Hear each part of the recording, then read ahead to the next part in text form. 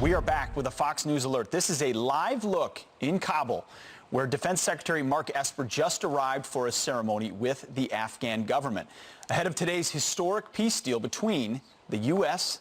and our enemies, the Taliban.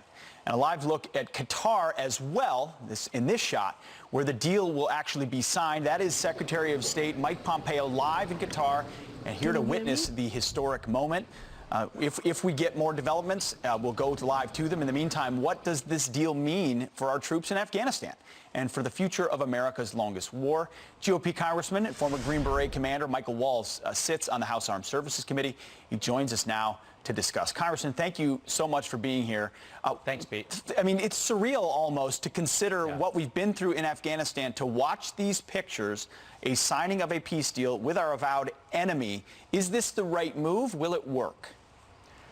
Well, everyone I talk to has, frankly, has mixed feelings. We all want peace. We all want this to end. And I know the president, Secretary Esper, Pompeo, they don't want to attend one single more funeral that we've all attended of American servicemen and women coming home to Dover Air Force Base.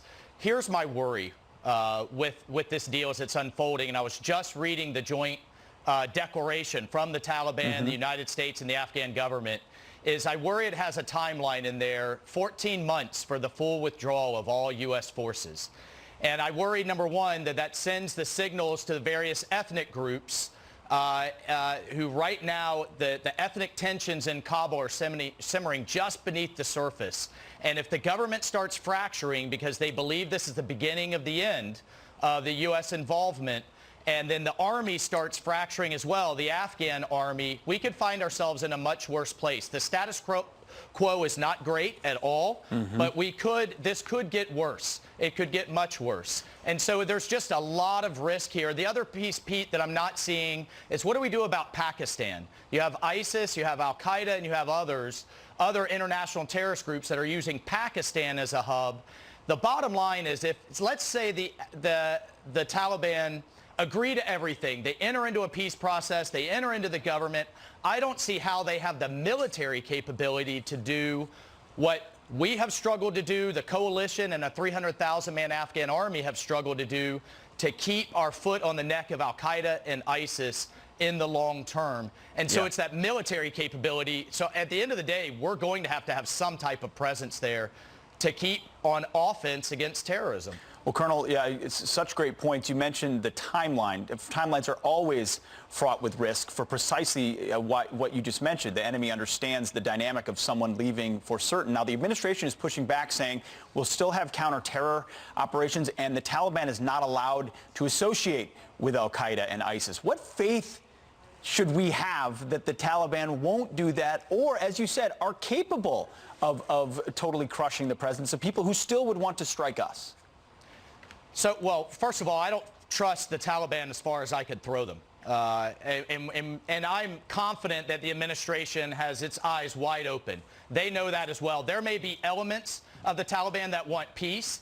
That's a good thing. If this fractures the Taliban movement, that's a good thing. There'll be other elements that defect over to ISIS and Al-Qaeda and work with them. So really, I'm looking forward to seeing the details of the agreement, of the administration coming over and briefing Congress on exactly how this is going to be implemented. But again, I don't trust that the Taliban have the capability, even if they have the will. They don't have the military capability to enforce the agreement, and exactly how that's going to work is where I have a lot of worry and questions. And we just have to be cognizant of the message that this is sending to the minority ethnic groups that the brutal Taliban regime have just have abused and really crushed in many ways over the years, that they don't begin rearming, and again, we don't have that fracturing effect. But again, we all hope this works. I want to fully support the administration in having this work, and the president is doing what he said he was going to do to try to bring this to a peaceful resolution, so no one should be surprised. Colonel, the White House also pointing out that the Obama administration wanted a peace deal for 8 years. They were incapable of doing so. They surged, told the enemy when they were going to leave, didn't get any of the sort of conditions necessary to do so. So this administration is saying, hey, this is a win, And they've made clear to me and others in the media, hey, we've got our eye on this. We're not going to let Al-Qaeda come back. We're not going to let ISIS come back. We're not going to let the Taliban take over the Afghan government. But if there's a timeline, a lot of that, you lose a lot of leverage. Pete, no. Let me be clear. This is far and away better than anything the Obama administration tried to do, whether it was the Iran deal or what they tried to do in Afghanistan. They gave everything away right up front. They told our enemies that we were going to withdraw on a timeline and got nothing for it. At least here we're getting something for it. They've committed to enter into a peace process. I'm told there are verification mechanisms that the Taliban are upholding their end of the bargain. That's the detail that I want to see. And so, let's give space for this to work.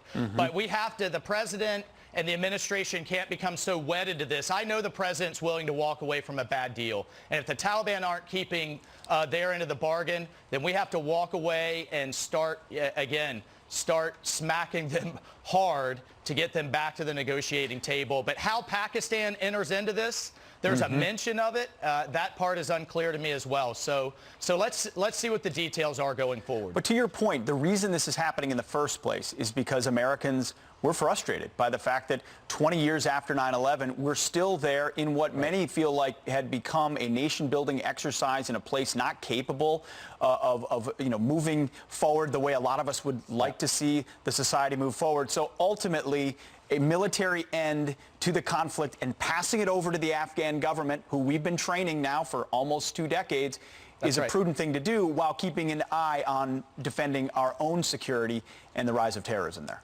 Yeah, well, look, I 100% agree in concept. It's just the timing and how that's done. Yes. Right? So we have to come to some type of political resolution, but until the Afghan army is ready to stand on its own, and we could spend a whole segment on why it's not yet, but it's not, then the United States has to have some type of involvement. The Congress has to fund our support for the Afghan army. And at the end of the day, if they're not capable of keeping the foot on the neck of these terrorist groups, then we have to be there. What we can't do is what Obama did in Iraq, is just say, well, I'm frustrated, too hard, too difficult, we're out. Yeah, That's absolutely. what led to ISIS 2.0, and we will lose many more American soldiers fighting our way back in after withdrawing too soon and in the wrong way than keeping a sustained small presence over the long term. Well, Colonel, you talk about the Afghan military, and having served there in 2011 and 2012 alongside Afghan soldiers, there was already then an understanding of how powerful the Taliban was. Shadow governments infiltrating the military, infiltrating certain provinces, even the federal government there. And so it's the looming threat of the Taliban in some ways that have held back the capabilities and morale of the Afghan military. Now that if we enshrine the Taliban, which effectively a deal is recognizing them in Afghanistan, they're not supposed to be allowed to take over the government, but recognizing they will exist. Doesn't that hurt the ability for Afghan soldiers to believe their future won't be dominated by the Taliban? Well, Afghan soldiers, women, minority groups that they have abused brutally over the years, all of it. That's why this is so delicate. That's why this has to be a negotiation between the Afghan government and the Taliban to fold them in. But at the end of the day, again, I go back to the military capability of the Taliban. They don't have the drones, intelligence, air support, and special operations forces to get into Pakistan and to get into those incredibly difficult, hard-to-reach areas that Al-Qaeda and ISIS still exist. So that's the balance that we're trying to strike here, and I think, unfortunately, we will have to have some small presence for the foreseeable future. Remember, we've had a presence in Korea, Japan, Germany, and others for decades. As long as the terrorists are at war with us, we can't just wish that part of it away, Colonel, because we're frustrated. Little speculation here. Let's say the deal is signed. How soon do you think the Taliban continues to turn its guns on their own government, wanting to take over the country of Afghanistan again? Well, in the agreement, which I was the joint declaration anyway, the Taliban are responsible for not only keeping international terrorist groups off of Afghan soil, but also recruiting, fundraising, narcotics, which we know that fund these groups as well. That's all the responsibility of the Taliban to That's keep how away they from fund ISIS. themselves. That's the problem. I know. They use the drugs That's to right. fund what they do. They're not going to enforce getting rid of it. They also use other terrorist groups. That's right. So again, it's the devil's in the details here, and those are the parts that I want to see, or how are we going to hold their feet to the fire? And if they violate it, we have to be willing to walk away. Absolutely. Well, Colonel Michael Waltz, thank you so much for your insight this morning. We will have you back as we digest what this deal looks like, how it actually goes into practical application, and whether the Taliban will ever live up to it. Thank you very much for your service. Thanks, Pete, and I hope we look back on this as a truly historic day. I hope so too, but you're right. We gotta follow it as it happens. Thank you, sir.